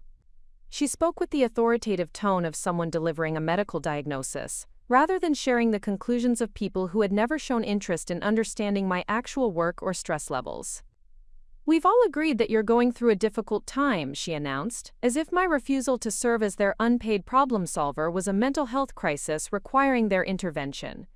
"Your father thinks it might be related to military stress. Emma believes it could be hormonal changes, and Kate wonders if you're having financial troubles. Whatever it is, we want you to know that we're here to support you through this phase." The condescension was stunning. They had diagnosed my healthy boundary setting as a temporary medical or psychological condition that required their management rather than their respect. More significantly, they had reframed my decision to prioritize my own needs as a problem they needed to solve, rather than a choice they needed to accept. "We've decided to take some pressure off you," my mother continued, clearly expecting gratitude for their generous offer. "Emma is going to handle organizing the family Christmas gathering this year, and Kate volunteered to coordinate Thanksgiving.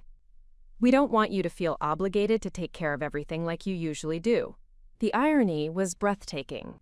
They were offering to do their own event planning as if they were doing me a favor, rather than acknowledging that I had been doing them a favor by handling it for years. They were presenting normal adult responsibility sharing as a special accommodation for my temporary incapacity, rather than recognizing that their previous expectations had been unreasonable. But the real revelation came in what they offered to give me versus what they expected to continue receiving. They would handle holiday planning, they announced magnanimously, but they still expected me to provide emergency financial assistance, crisis management services, and unlimited emotional support. They were willing to plan their own parties, but not to solve their own problems. Emma called the next day to elaborate on their intervention strategy. "We've all been talking, and we think you need to take a step back from military stuff for a while," she said, with the confidence of someone who had never understood my military career but felt qualified to offer advice about it anyway. "All that stress and responsibility is clearly affecting your ability to maintain healthy family relationships." The suggestion that my military service was preventing me from maintaining healthy family relationships was so backwards that I initially thought I had misunderstood her. When I asked for clarification, she explained that my military training had apparently made me too rigid and overly focused on hierarchy and control, which was why I was having trouble accepting their support and guidance. "Military people sometimes have trouble transitioning back to normal family dynamics," she continued, drawing on expertise she had apparently acquired from television shows and movies. "You've been in command mode for so long that you've forgotten how to let people take care of you." The analysis was stunning in its ignorance. Emma was suggesting that my military leadership experience was a liability in family relationships, that my training in responsibility and accountability was preventing me from accepting their care. She had completely inverted the reality of our situation, casting my refusal to enable their irresponsibility as an inability to accept their support. Kate took a different approach, focusing on emotional manipulation rather than amateur psychological analysis. She called crying, explaining how much my rejection of the family was hurting everyone, especially our parents who were supposedly devastated by my withdrawal from family life. "Mom cries about this every day," Kate sobbed into the phone. "She thinks she failed as a mother because you don't want to be part of the family anymore. Dad won't say anything, but I can tell he's heartbroken. We all miss the way things used to be." The emotional blackmail was transparent but effective in its targeting of my deepest vulnerabilities. Kate knew that my desire to avoid causing my parents pain was one of my strongest motivations, and she was weaponizing that love against my newfound boundaries. But her manipulation also revealed how completely they had misunderstood my actions. I hadn't rejected the family or withdrawn from family life. I had simply stopped functioning as their unpaid service provider. The fact that they couldn't distinguish between those two things showed how thoroughly they had conflated my value as a family member with my utility as a problem solver. My father's contribution to the intervention was characteristically blunt and revealing. He called to tell me that my behavior was selfish and ungrateful, and that I needed to remember who had supported me throughout my life. "Your mother and I sacrificed plenty to raise you," he said, his voice heavy with the indignation of someone who felt genuinely wronged. "We supported your decision to join the military even when we thought it was a mistake. We never asked you to pay us back for everything we invested in your upbringing. The least you can do is show some appreciation by helping out when your family needs you." The guilt trip was comprehensive and expertly crafted, designed to make me feel like an ungrateful daughter who had forgotten her obligations to the people who had given her life. But it also contained a stunning admission. He viewed my childhood support as a debt that I was expected to repay through unlimited adult service to the family. The idea that parental investment in a child's upbringing creates a lifelong obligation for adult children to serve their parents' needs was both manipulative and revealing. He wasn't asking for reasonable mutual support between adult family members. He was demanding repayment of a debt I had never agreed to incur. More significantly, his reference to supporting my military decision even when we thought it was a mistake revealed the true depth of their disrespect for my career. They viewed their tolerance of my military service as a favor they had done me, rather than recognizing that my military service was an honorable choice that deserved their respect regardless of their personal preferences. The coordinated nature of their intervention became clear when I realized they were all using similar language and making similar arguments. They had obviously discussed strategy, assigned roles, and developed talking points designed to guilt me back into compliance with their expectations. Emma was handling the psychological angle, suggesting that my boundaries were symptoms of military-induced dysfunction. Kate was managing the emotional manipulation, emphasizing the pain my boundaries were causing other family members. My mother was providing the medical framework, diagnosing my healthy choices as temporary illness. My father was delivering the guilt-based finale, reminding me of my supposed debt to the family. But their coordinated effort also revealed something important. They were taking my boundaries seriously enough to organize a comprehensive response. My withdrawal from my role as family service provider was causing sufficient disruption to warrant a full-scale intervention strategy. The fact that they were investing this much energy in trying to restore my availability proved that my labor had been far more valuable to them than they had ever acknowledged. If my boundaries weren't having a significant impact on their lives, they wouldn't be working so hard to eliminate them. Their intervention also demonstrated that they understood exactly what they were losing. This wasn't confusion about my behavior. It was strategic manipulation designed to restore their access to services they valued but didn't want to acknowledge as services. They knew that my boundary setting was intentional and sustainable, not temporary dysfunction that would resolve itself. Otherwise, they would have waited for me to get better, rather than organizing an immediate campaign to change my behavior. Most revealing was what they offered in exchange for my return to unlimited availability: nothing. They weren't proposing changes to family dynamics that would make our relationships more equitable. They weren't suggesting ways to acknowledge my contributions or respect my needs. They were simply demanding that I return to my previous role without offering anything different in return. Their intervention was entirely focused on restoring their comfort rather than addressing the underlying issues that had led to my boundary setting. They wanted the old dynamic back without any recognition that the old dynamic had been unhealthy and unsustainable. But I had finally learned to recognize manipulation for what it was, and I was no longer willing to sacrifice my well-being to manage their emotions or maintain their comfort. Their intervention had backfired by revealing the extent of their entitlement and their complete inability to respect my autonomy as an adult family member. For the first time in my life, I was more committed to my own boundaries than to their approval, and that commitment was about to be tested in ways I couldn't have anticipated. The moment of truth came on a Tuesday evening in November, exactly 5 weeks after I had established my boundaries. I was having dinner with a colleague from base when my phone started buzzing with a series of increasingly frantic calls from family members. Initially, I ignored them, maintaining my new communication protocols, but when Emma called 3 times in rapid succession, followed immediately by calls from Kate and my mother, I began to suspect there might be an actual emergency.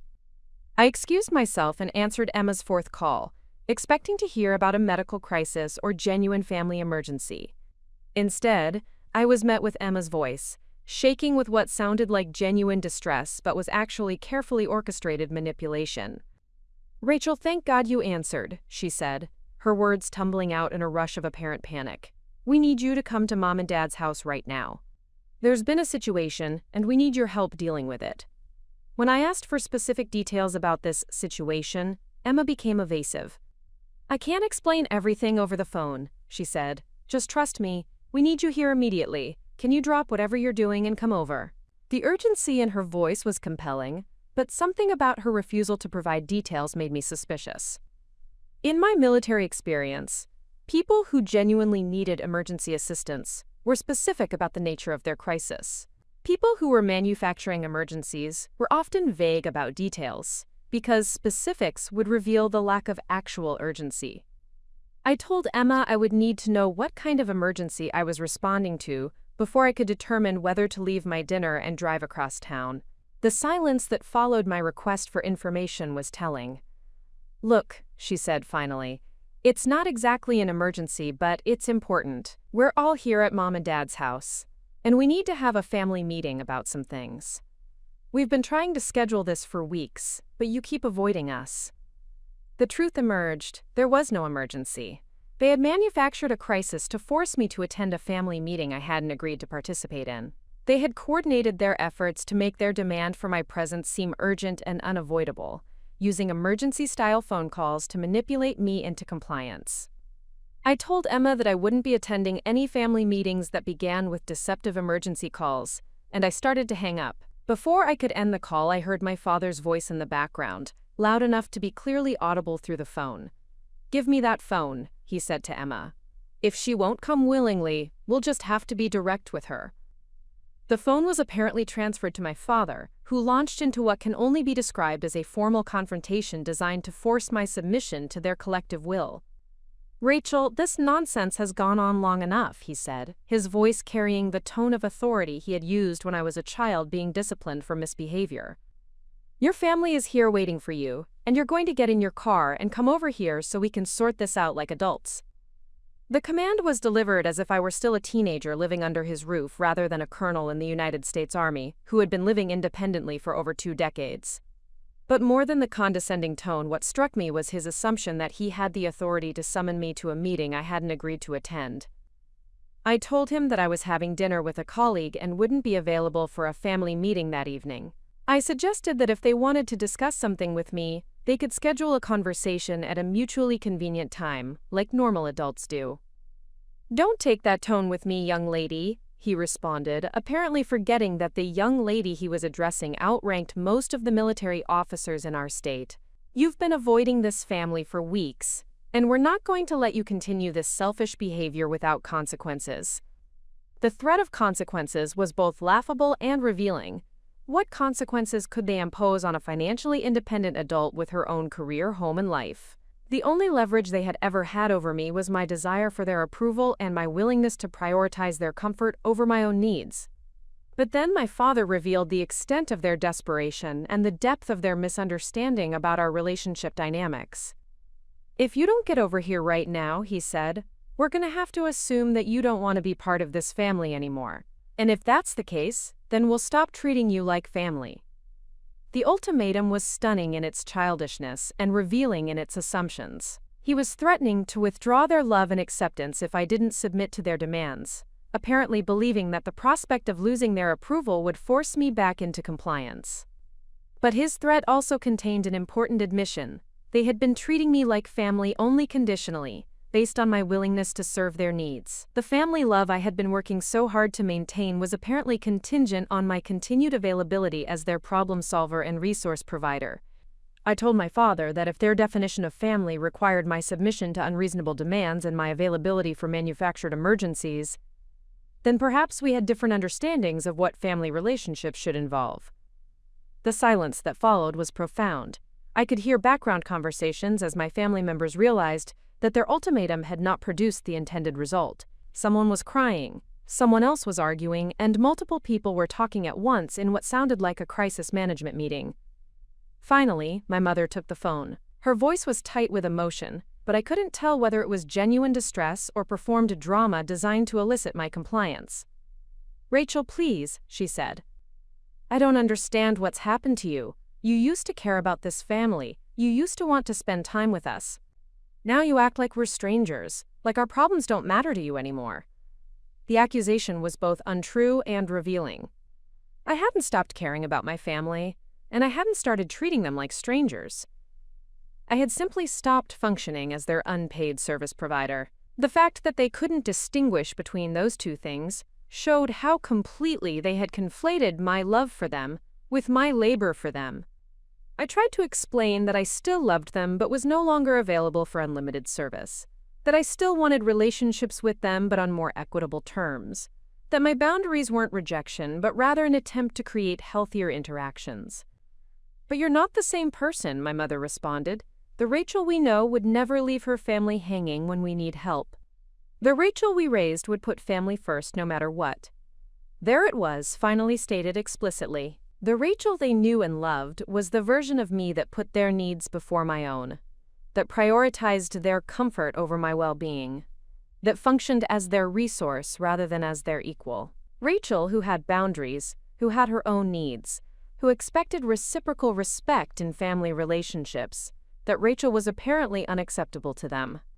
I told my mother that the Rachel they raised had grown into a woman who understood the difference between loving family and enabling family, between supporting family and serving family, between healthy relationships and dysfunctional dynamics.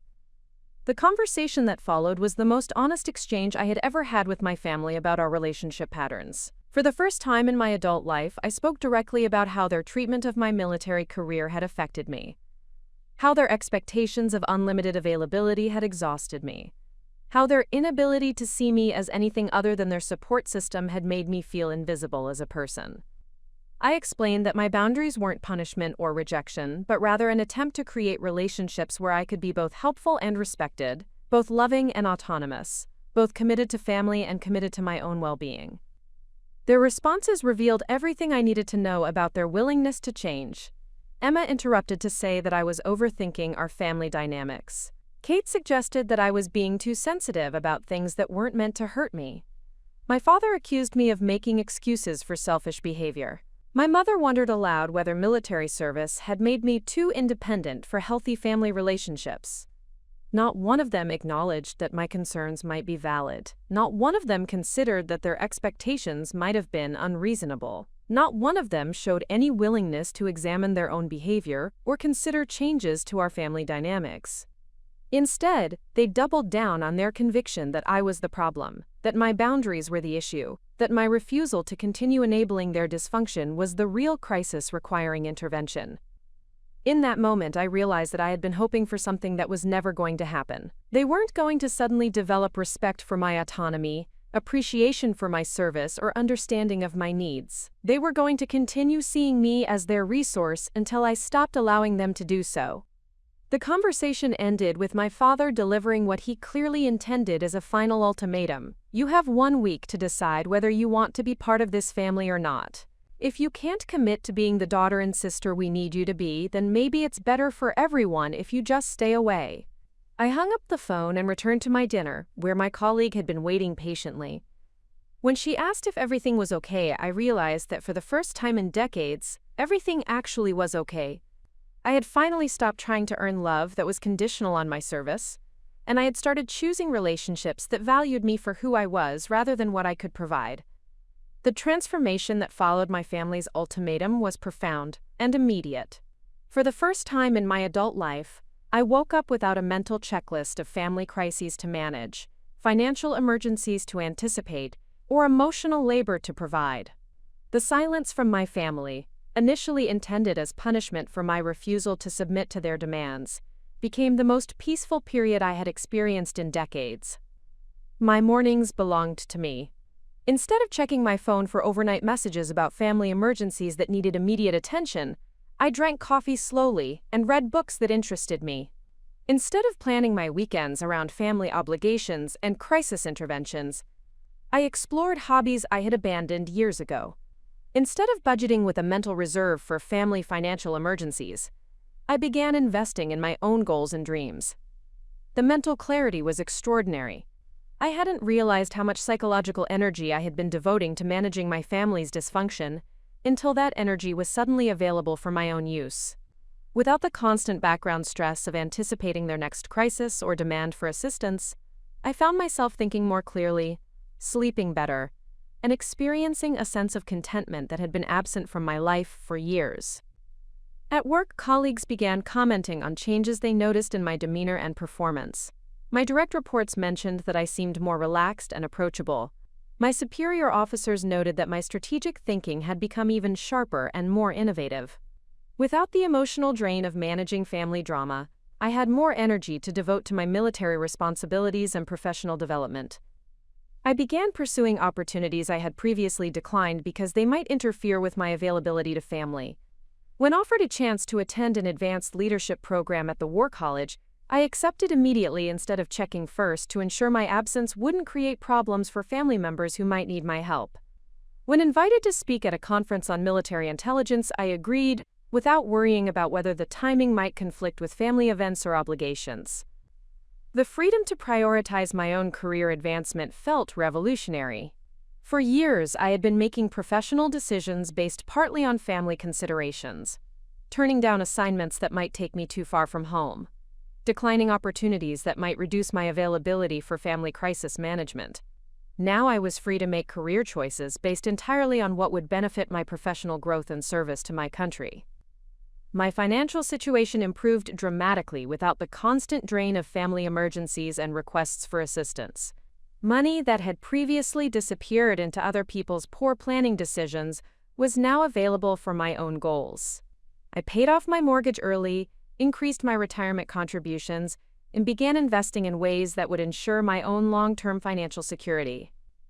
More importantly, I started spending money on things that brought me joy, rather than constantly calculating whether I could afford to help family members with their latest crisis.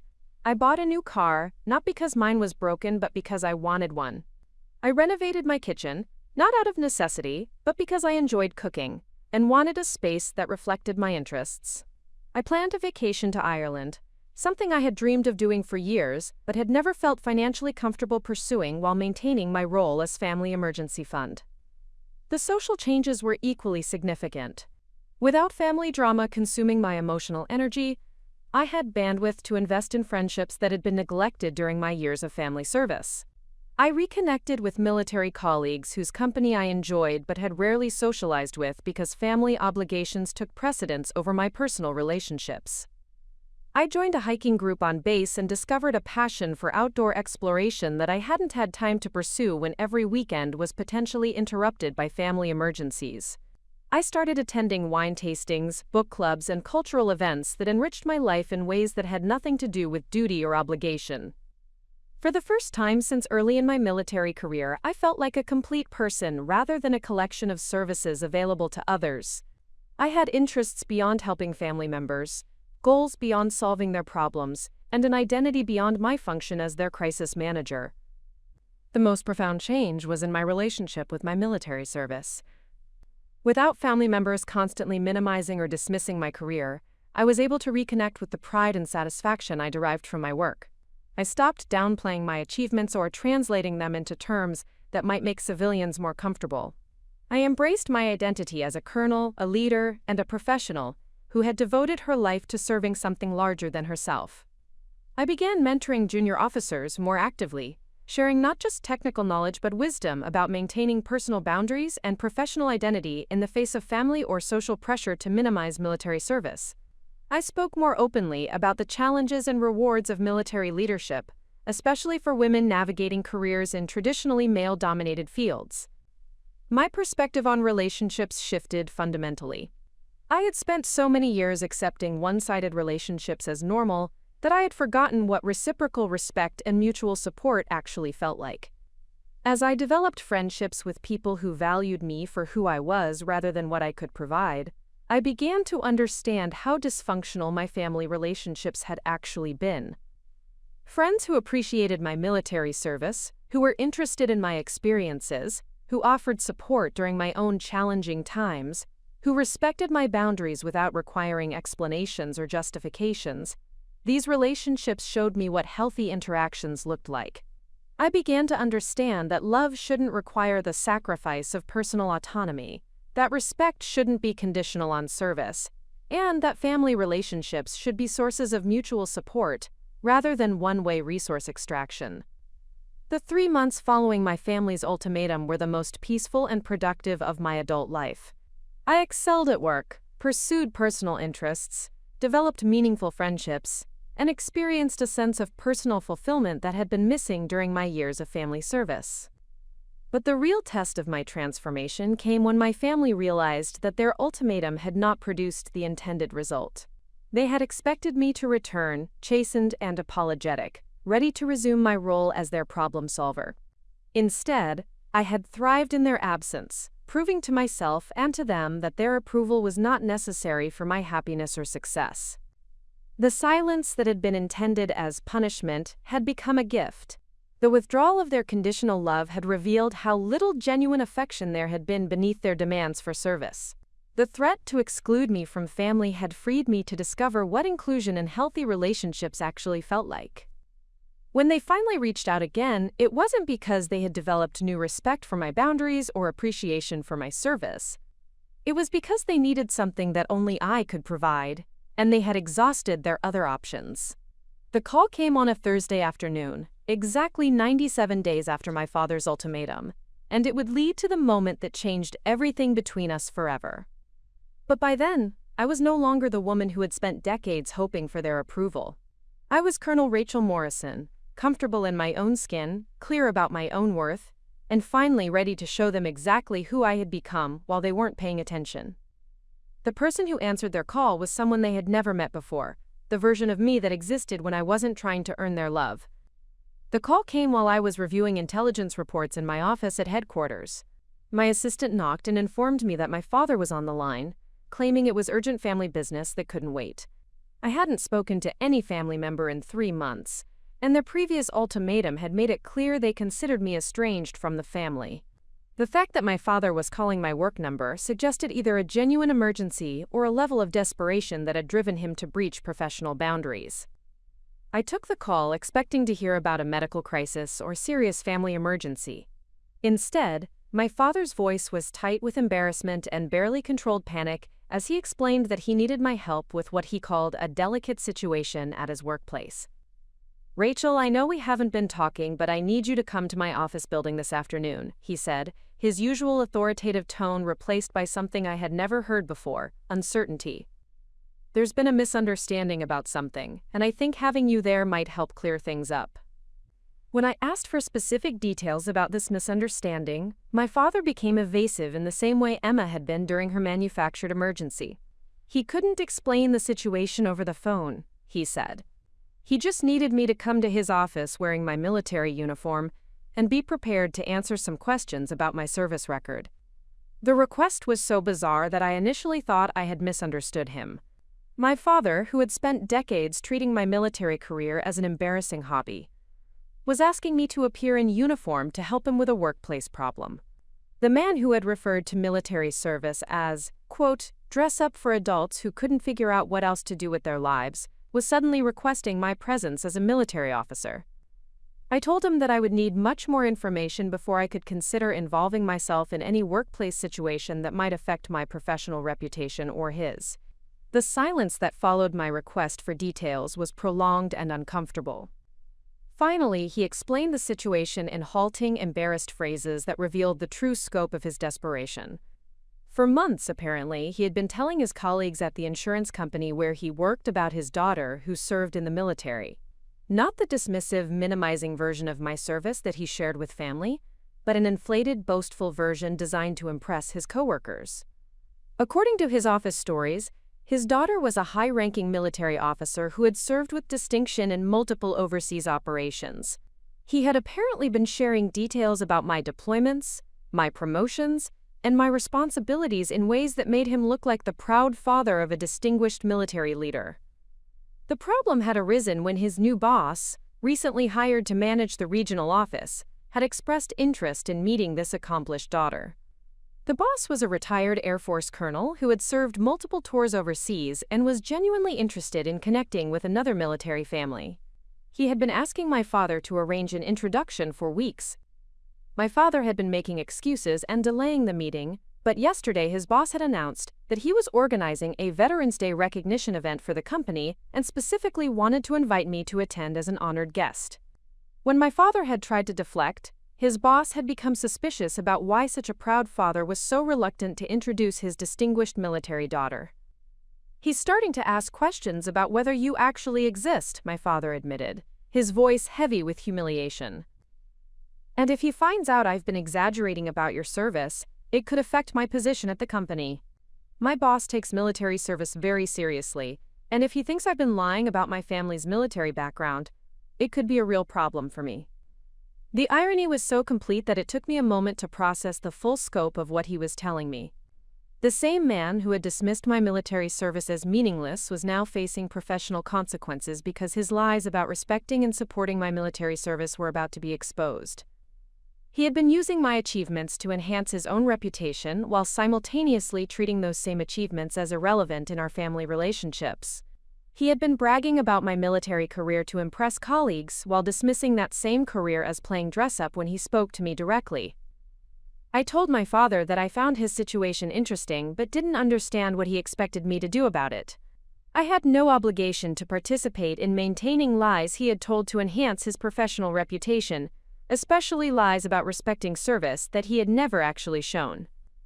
I just need you to come in uniform and meet my boss, he said, desperation creeping into his voice. You don't have to stay long or say much.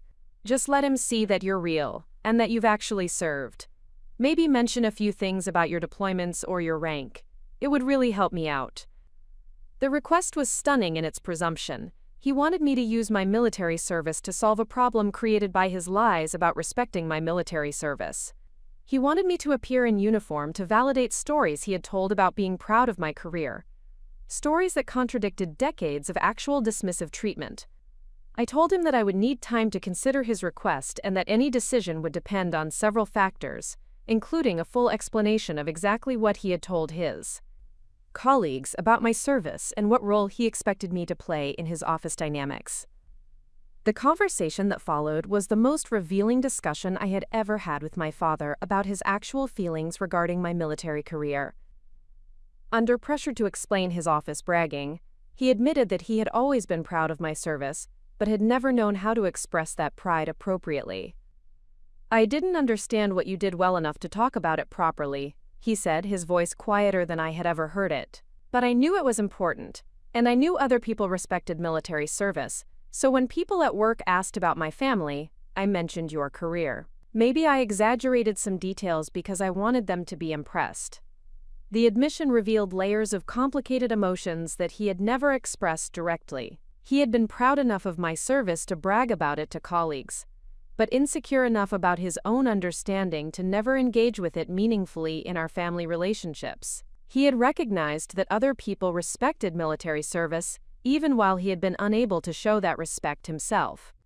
I told him that I would come to his office the following afternoon, not to validate his lies or enable his deception, but to meet his boss and have an honest conversation about military service. I would not participate in any charade or performance designed to maintain false impressions, but I would be willing to speak truthfully about my career if he was prepared for the consequences of that honesty. The next afternoon, I drove to my father's office building wearing my dress uniform, complete with ribbons and insignia that reflected 23 years of distinguished service. I had never worn my uniform to a family-related event because my family had never created a context where military dress would be appropriate or welcome. As I walked through the office building, I noticed the immediate change in how people responded to my presence. Employees who passed me in the hallways straightened their postures, some nodded respectfully, others offered quiet thanks for my service. The uniform commanded a level of respect and recognition that my family had never provided, even in civilian clothes. My father met me in the lobby, and I saw something in his eyes that I had never seen before: genuine awe. He was looking at his daughter, but he was also seeing Colonel Morrison for the first time. The woman in the uniform was the same person who had been asking for his respect for decades, but somehow the visual context of military dress made her achievements suddenly real to him. "You look," he started, then stopped, apparently unable to find words for what he was seeing. I never realized how official it all was. We rode the elevator to his floor in silence, and I could see him processing the reality of my military identity in ways he had never done before. The uniform made abstract achievements concrete, transformed distant concepts like rank and service into visible symbols that he couldn't ignore or minimize. When the elevator doors opened and we walked toward his boss's office, I was no longer my father's daughter who happened to work for the military. I was Colonel Rachel Morrison, and I was about to meet someone who would finally see me exactly as I was. The office door opened, and my father's boss stood up from behind his desk. He was a tall man with silver hair and the unmistakable bearing of a career military officer. His eyes immediately went to my uniform, scanning my ribbons and rank insignia with the practiced assessment of someone who understood exactly what he was seeing. "Colonel Morrison," he said, stepping forward with genuine respect, "it's an honor to meet you." Then he did something my family had never done in 23 years of service. He stood at attention and rendered a perfect military salute. "Colonel, welcome," he said, holding the salute until I returned it. My father's face went completely white. In that moment, watching his boss salute his daughter, he finally understood what he had been dismissing all these years. I wasn't just Rachel who worked for the military. I was a colonel, a leader who had earned the respect of everyone except her own family. His boss spent the next hour asking detailed questions about my service, my deployments, and my responsibilities as a senior intelligence officer. He spoke to me as one military professional to another, with the respect and understanding my family had never shown. When we finally left his office, my father was silent until we reached the parking lot. Then he turned to me with tears in his eyes and said, "I owe you an apology. A big one. I never understood who you really were. It wasn't enough to fix everything, but it was a beginning." If this story resonated with you, you're not alone. Millions of people struggle with family members who can't see their worth, who minimize their achievements, or who only value them for what they can provide. Your service matters. Your boundaries matter. You matter. Hit that subscribe button if you want more stories about finding your worth and standing up for yourself. And drop a comment below. Have you ever had to choose between family approval and self-respect? Your story might help someone else find their courage. Remember, the people who truly love you will respect the person you've become, not just the person they need you to be.